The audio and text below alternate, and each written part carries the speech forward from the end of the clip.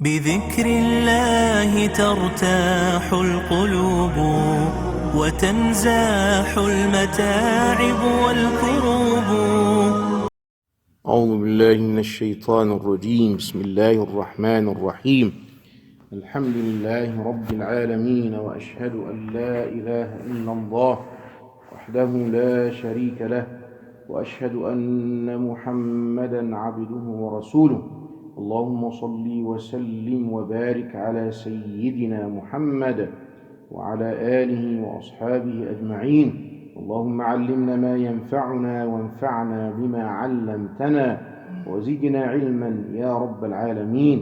ربنا آتنا في الدنيا حسنة وفي الآخرة حسنة وقنا عذاب النار. اللهم نور قلوبنا بأنوار معرفتك ومحبتك وخشيتك وذكرك يا رب العالمين. اللهم ارزقنا الصدق والإخلاص واليقين وأخلاق الصالحين. اللهم ارزقنا الشوق إليك والأنس بك، واجعل قرة العين في الصلاة يا رب العالمين. اللهم احفظنا الإسلام والمسلمين وبارك فيهم في هذه البلاد وفي كل مكان يا رب العالمين. اللهم اهد سكان أهل هذه البلاد إلى الإسلام والإيمان وأت بهم أجمعين يا رب العالمين. اللهم اشفنا واشف مرضانا وجميع مرضى المسلمين، وارحم موتانا وجميع موتى المسلمين، وارحمنا إذا ما صرنا إلى الموت يا رب العالمين. آمين آمين يا أرحم الراحمين. أما بعد، believers, السلام عليكم ورحمة الله تعالى وبركاته. صبحكم الله بالخير. Have a blessed morning. May Allah subhanahu wa ta'ala accept our salah, our good deeds, and forgive our sins. Ameen ya Rabbal Alameen. Inshallah, well, still, inshallah, today the last class concerning Ahkam al-Janaiz. Ahkam al-Janaiz, rules for Janazah. We start from before death, after death, ghusl, kafan, salah, everything, and we reach now after burying the person inside the grave. What the processing after the after burial. Now, it's desirable that those who attend the burial ask forgiveness and supplicate for the deceased. Al-Rasul alayhi salatu wassalam said, ask forgiveness for your brother and ask Allah to keep him firm, since he is being questioned now. This is the first place from Akhirah, ya Ahl al-Khayr, ya Jama'at al-Khayr. First place from Akhirah, Al-Qabr. In Qabr, we know the results of our test, dunya. In Qabr, either place of Jannah or place of hellfire, according what we did in this life. So he has right still over us to stay with him during the questioning. Stay with him. Some narration mention almost 30 minutes. The relatives, friends, stay with him in these minutes. Why? Because he is questioning in these minutes. The angels came, as Rasulullah told us, and asked him, 2 angels, about his deen, his Lord, his Prophet. And for believers, they receive firming, thabat, support, help. They keep saying La ilaha illallah Muhammadur Rasulullah in their life, in salah, in adhan, in dhikr, Quran. So Allah keep them in the same mood. Look at that. The person, his life, he stayed between dhikr and salah and Quran and ibadah and masajid and Allah subhanahu al-Malik subhanahu wa ta'ala keeps him inside the qabr with the same mood in dhikr. How? You know, from Sunnah, when we get up in the morning, we say dua, right? First thing we say, Alhamdulillah alladhi ahyani ba'da ma amatani wa ilayhi an-nushur wa adhina li bi zikri. And before that, La ilaha illallah, ashhadu an la ilaha illallah wa ashhadu anna Muhammadan Rasulullah. Who keeps saying that? They came from get up in the grave by the sin, by Allah subhanahu wa ta'ala. Allah said that in the Quran. يُثَبِّتُ اللَّهُ الَّذِينَ آمَنُوا بِالْقَوْلِ الثَّابِتِ. إيه القول الثابت؟ توحيد لا إله إلا الله في الحياة الدنيا وفي الآخرة. حياة الدنيا before death. These seconds, minutes before death, Allah support, the angels came to take the spirit, the person know them, and they start to say La ilaha illallah. And some people, they are, sometimes sad. My dad didn't say La ilaha illallah before this. He passed away, but didn't say La ilaha illallah. My mother, no, ask him. You pray salah? He did. Yes, he do every salah, and he just finished salat al-dhuhr or al-asr, whatever. You see La ilaha illallah in salah, that's enough. In adhan, La ilaha illallah, that's enough. Yeah, and it's not exactly, it's better to be the last word, the better. But if he didn't reach to that, still he's saying La ilaha illallah in salah, and do it 5 times, right? So if the person keep doing salah on time, and he passed away between, of course, he say La ilaha illallah before this. So don't worry about that. Allah Kareem, Subhan al-Malik, Subhan al-Malik. So Allah subhanahu wa ta'ala gives support for those who keep saying dhikr, Quran, salah, when they are in the grave, receive the question. After the question, the results appear. This is your place in hellfire first. Your place in hellfire first. Allah replaced it by that place in Jannah. So the person became very, very, very delighted. And he asked Allah to establish Sa'ah. Yawm al-Qiyamah. Yalla, hurry. Because waiting for Jannah, palaces, Hur al-Ain, Anhar, and so on. The other case, this is your place in Jannah, in paradise first. If he left dunya on tawheed, on ibadah, on serving, submission to Allah subhanahu wa ta'ala, but because you failed the test, Allah replaced it by the place in hellfire. So show him Jannah first, to give him kind of hasra, regret. طيب, back to the dead after we put the body in the grave. It's necessary to level the earth. تسويها. Level the earth. Except, listen, level the earth over the grave, since Rasul alayhi commanded that. However, raising a grave about a hand span, like that. Why? Listen to that. From the earth is permissible, since the grave of the Prophet ﷺ was raised in this manner.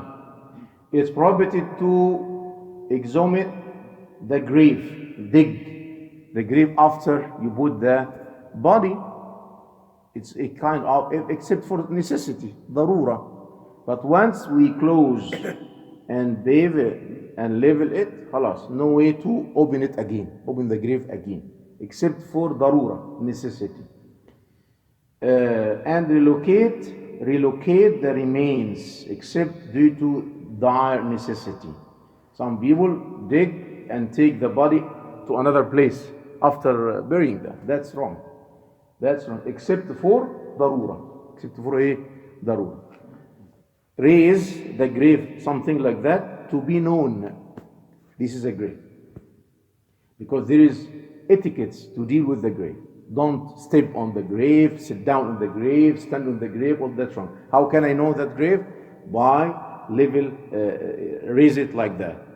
Leave it like that. Okay? It's like transporting the body from one country to another for burial, except to one of the two sacred places, Mecca or Al-Madinah, and similarly to Jerusalem. Al-Rasul alayhi salatu wassalam buried those killed where they met their end. يعني الإنسان, the human in Islam, buried in the place he died. يعني in Killeen, grave of Killeen, in Austin, in Houston, in wherever, except if there is necessity for that, darura. If there is darura, can do that. Some people, they insist to transfer it overseas. Subhanallah, overseas, here and there. And it's not just culture or just kind of, emotional. It's not from Sharia, from Sunnah, no. Bury him or her in the place he died. Because the place witness Yawm al-Qiyam. And here, for example, people, especially, Asian culture, they love to transport the body to Asia. Yani Pakistan, Bangladesh, India, some place like that. So, the advice is, when the person buried in a place like that, non-Muslim environment, Yawm al-Qiyamah witness for him or her. And especially if the person has niyyah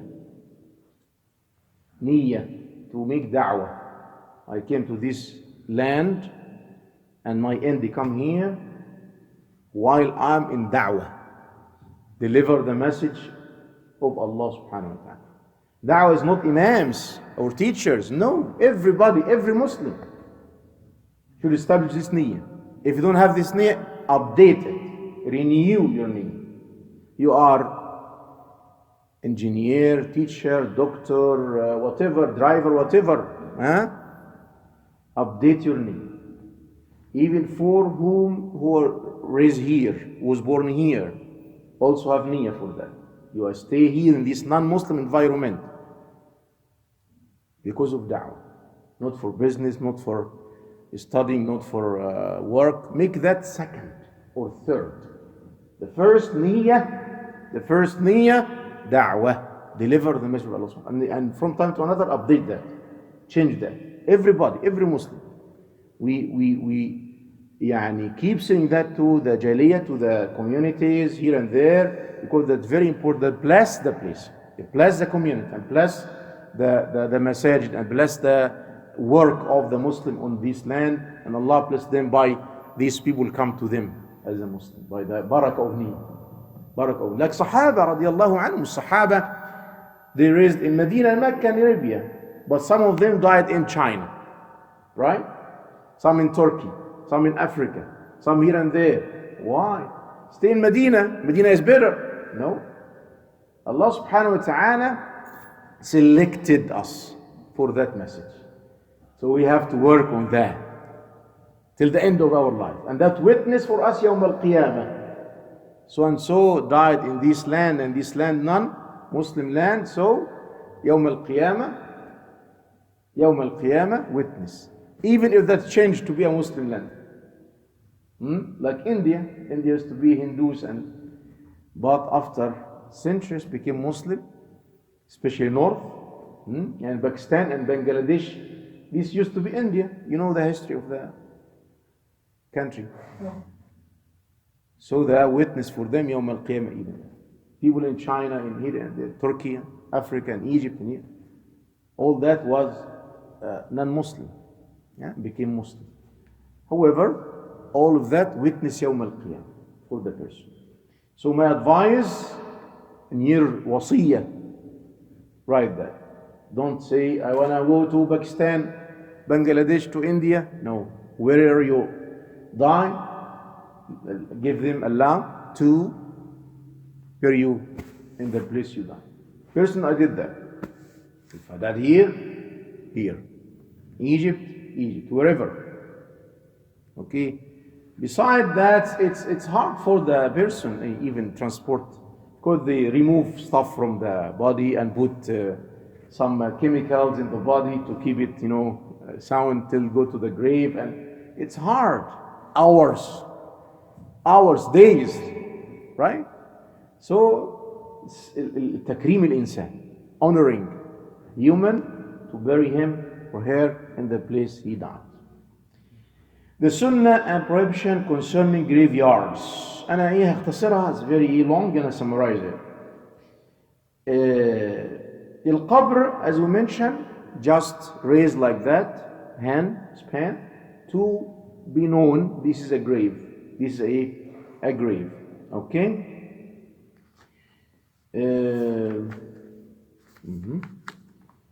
Placing and distinguish mark on a grave. Placing and distinguish mark on the grave. It's permissible to place a mark such as a stone, a rock on the grave, okay, of wood over a grave so that it can be recognized to know this is a grave. Okay, this based on the hadith of Rasul alayhi salam. This hadith comes in Ibn Majah. Rasul salam, Anas radiyallahu anhu said Rasul salam placed a rock over Uthman ibn Maz'un. Uthman ibn Maz'un, Sahabi. He put by his hand, alayhi salam, a rock on the grave of Uthman ibn Maz'un. This is sunnah to do that, to recognize it. This is a grave. Building mosques or places light on the grave, that's prohibited. That's prohibited. To build a mosque on the grave of so and so, or that's wrong. That's wrong in Sunnah. And I summarize. Slaughtering animals on the graves. Some people in some culture, in the grave, slaughter an animal. I don't know that's why. But some cultures, that's wrong also. That's wrong.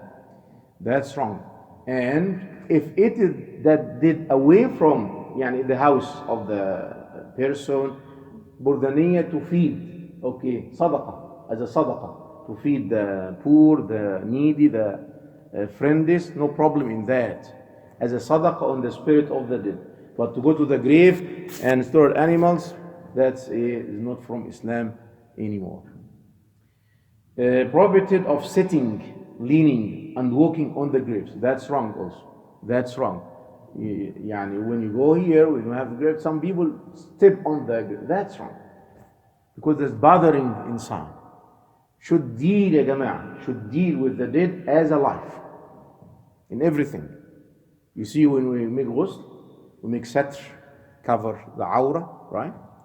And we touch the water, not be cold, not be hot, should be warm, that you effort it can stand with it when you take a shower. We touch the water, it's dead. No, don't do that. Deal with the body of dead like alive. Exactly. In everything. In everything.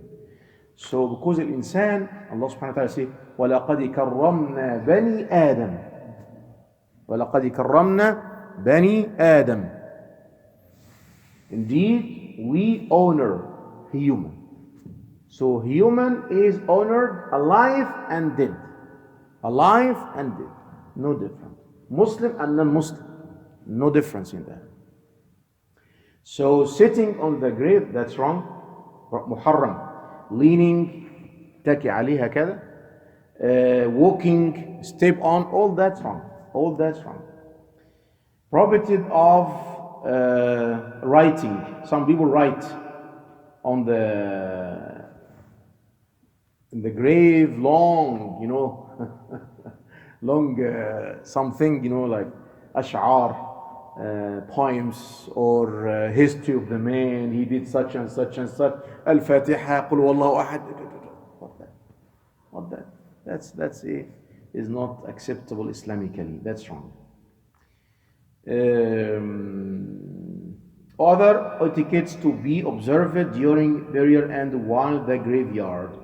During the burial, refrain from vain talk and utilize this occasion for reflection and remembrance. We should take maw'izah, reflection in the situation. One day I will be in that situation. Remember that. returning back with different mood, different character, different mentality, to be close to Allah subhanahu wa ta'ala, update your niyyah, everything. Yeah, should change that situation, change the person to be positive more than before. No talking cigarettes and that's wrong. That's wrong. Accompany the janazah and participate in the burial only for the sake of Allah, not for business. Make it as a or for he is a family. We have friendship and we have relatives. Is my friend and his father my friend. No, go with the sake of Allah subhanahu wa ta'ala. You know him, don't know him. No, go for the sake of Allah subhanahu wa ta'ala. Women visiting the graveyard should be dressed in proper Islamic manner without displaying themselves and without makeup and perfume. Is a big issue. It's a big issue. Some sisters, they go as if they go to Walmart or here and there. Both of them with makeup, with this unveil, without hijab, all that, it's wrong. Should be in a modesty way, in good character, to take maw'izah and to learn from that situation and when they will be in that situation. As in all situation, men and women should avoid mixing while at the graveyard. We see some mistakes like that in our own, so we should separate between both. This is a congregation for sisters and this is for brothers, no mixing between both. Do not smoke in the graveyard. Visiting the graveyard. The graveyard is recommended, visiting the graveyard is recommended. Rasulullah said, I had prohibited you from visiting the graveyard. Now visit them, since this reminds you of the hereafter. Hereafter. Rasulullah at the beginning, because used to have many jahiliyyah actions, screaming, yelling, don't go there. Rasulullah at the beginning, don't go there. And after a while, after teaching, after they take the ta'aleem and instructions, now go. Now go. Both men and women. Women has some rules more. We're going to speak about that. When visiting the graves, the Muslim should say what Rasulullah used to say. When visiting Al-Baqiyah alayhi salatu wassalam, peace be upon you, Assalamu alaikum. Dwellers of these graves, of the Muslims and the believers, we will join you when Allah wills. You are our preceders and we will be your followers. We ask Allah's forgiveness for us and for you. O Allah, forgive them and have mercy on them. This is a dua al-Mustafa alayhi salatu wassalam. It's permissible for women to infrequently, look at that, infrequently, to visit the graves. This is based on the Aisha radiallahu anha. When she was asked about it, she said yes, Rasulullah had prohibited visiting of the graves. Later he permitted it. Al-Hakim wal-Bayhaqi. So this is the last point. Visiting for men, it is recommended to have the maw'izah and learn from that situation and change the mood of the person, get relaxed, calm down about dunya and so on. For sisters, visit, no problem, infrequently. What the frequently? Some people, they go every week, every month, custom, habit. No, Rasulullah, the sunnah for sisters to go randomly, without any schedule. Go. And go without makeup, without perfume, without with hijab. Don't put this stuff that violate the place and so on. نعم. والله أعلى وأعلم وصلى اللهم وسلم وبارك على سيدنا محمد وعلى آله وأصحابه أجمعين والحمد لله رب العالمين. And now we finish the class of Fiqh al-Janaiz, and next week it will be inshallah about preparation for Ramadan. والله أعلى وأعلم. جزاكم الله خير.